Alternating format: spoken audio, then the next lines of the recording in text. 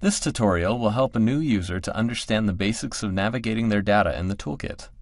It is recommended that you submit some outcomes questionnaires before moving on to this tutorial. If you missed the video that shows you how to submit data, please click here. Once your data has arrived in the toolkit, your next priority will be to look at it. You can see the forms in two places. The Fax/Forms Processed menu option serves as an archive to see any forms that we've received from you. Loan client registration forms may or may not appear there.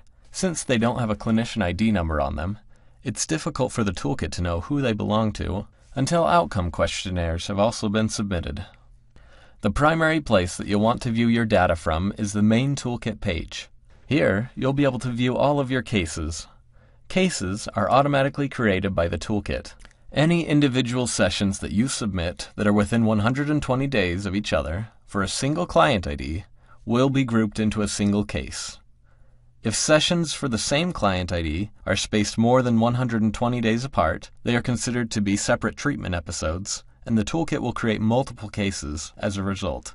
The toolkit will also create separate cases for youth forms that were filled out by a guardian versus those that were filled out by the child. The top portion of the screen here is occupied by a filter. Be sure that you change the filter appropriate for what you'd like to see.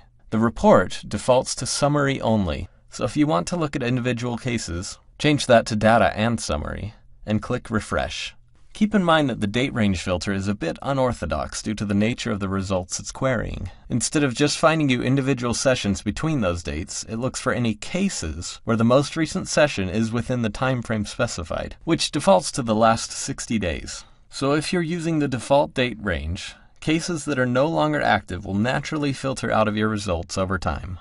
You can also press the All Dates button to pull up everything regardless of the date. Just below that, you'll see that you have various statistical measurements that can help you to benchmark how your clients are doing and how effective your therapy is. Be sure to get a good amount of data into the toolkit so that your effect size can more accurately represent your therapy. The more data you have, the more reliable that number will be. If your effect size is smaller than you had expected or hoped, the single best thing you can do to improve your outcomes is practice outside of therapy. Clinicians with the highest effect size have this one thing in common. They spend at least 5 minutes a week reviewing their clients, planning for them, and practicing outside of therapy. Aim to have an effect size that reaches up into the highly effective range. For more information on how severity-adjusted effect size is calculated, click on the hyperlink. Once you've pulled up the data and summary report, the toolkit will provide you with a synopsis of how they're doing across various metrics. The clinical message field can be cursored over for a brief synopsis of the case. Since the toolkit has seen hundreds of thousands of sessions, it is able to compare the progress of your clients to similar trends it's seen in the past. Note that most of the variables that are being reported on here are hyperlinks. If there are any items you'd like to understand better, simply click on them. Alternatively, you should be able to narrow down on a particular client by clicking on their client ID. Here, you can customize what fields you'd like to track the progress of over the course of the sessions that you've submitted. For more information on using the toolkit in conjunction with your sessions, please watch the video I've linked here.